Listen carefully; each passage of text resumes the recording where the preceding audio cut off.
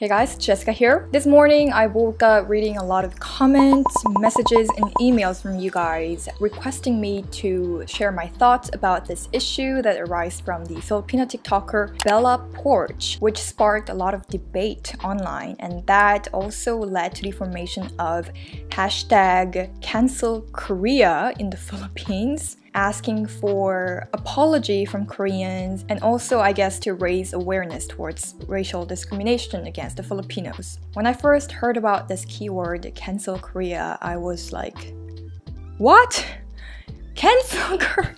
It was such an extreme keyword, cancel Korea. Thank you so much to those people who enlightened me about this issue as well. To give you a summary of this issue, it started from the Filipina TikTok star Bella Poarch, and the netizens noticed that on her arm there was a tattoo that resembled of the flag Rising Sun. I hope you guys all know what the Rising Sun flag is all about, and it is especially traumatizing for Koreans because that flag was used during the forceful Japanese occupation here in Korea, which lasted for about 35 years. So that flag is associated with Japanese imperialism, and due to the Imperial Japan's mistreatment during that time of occupation, the flag can be very offensive for many Koreans. That is why we are especially sensitive about this. So I took a look into her tattoo if it was really similar to that Rising Sun flag, and I noticed that it really reminded me of that flag. No wonder why many Koreans were reacting quite negatively about this. I do understand where they're coming from. So Bella has made a public apology regarding her tattoo.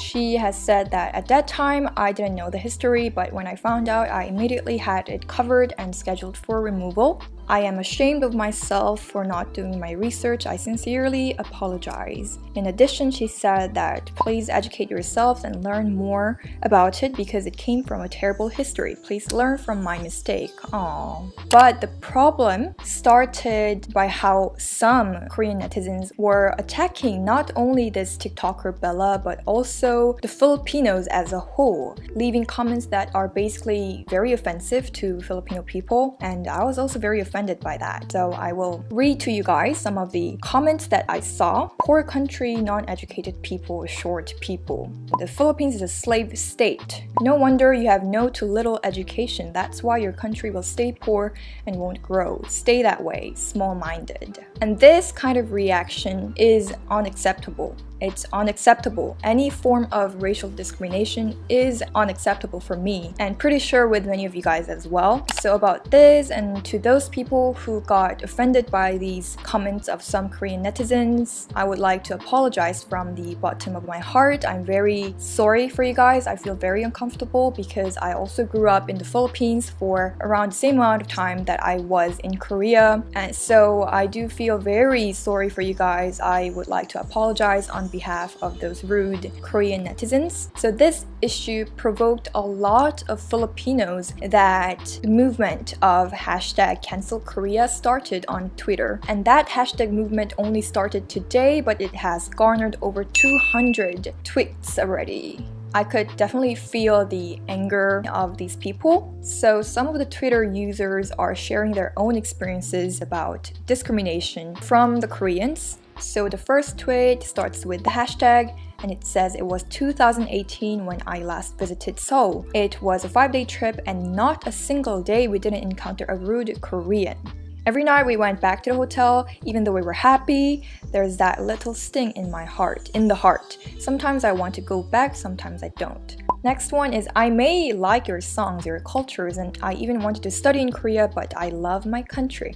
I'm gonna put my light stick down and proudly raise my flag. This is the time when I felt like, okay, I kind of can see where this is going, and I literally stopped myself in the third post I saw, which is some Koreans saying that Filipino are ugly. But look at these queens. Do they look ugly? I don't think so. And they put some pictures of the Filipino celebrities. So this is the time when it gets a bit confusing because the whole point of this movement is to raise awareness about racial discrimination, that Koreans or any people shouldn't be racist, right? But this post, some Koreans saying that Filipino are ugly, well, I would say it's a rather emotional response. I don't think reacting to this situation emotionally is effective or is the best thing. It's just an extreme way of expressing and trying to deliver a message. Next one, you could also see, can somebody tell me, is there a Korean who has crowned as Miss Universe, Miss World, or Miss International? This is off topic. It's not related to the core of the problem. I mean, the idea of a hashtag movement, okay, that's